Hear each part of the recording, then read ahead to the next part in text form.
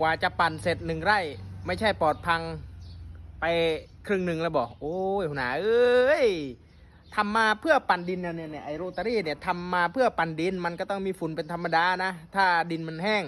นอกจากดินมันชื้นหลังฝนตกมันจะไม่มีฝุ่นโอ้ยรถไถที่ไหนไถก็มีฝุ่นปั่นที่ไหนก็มีฝุ่นหมดเลยทั้งเล็กทั้งใหญ่มีฝุ่นไปหมดเลยพี่น้องเอ้ยนะ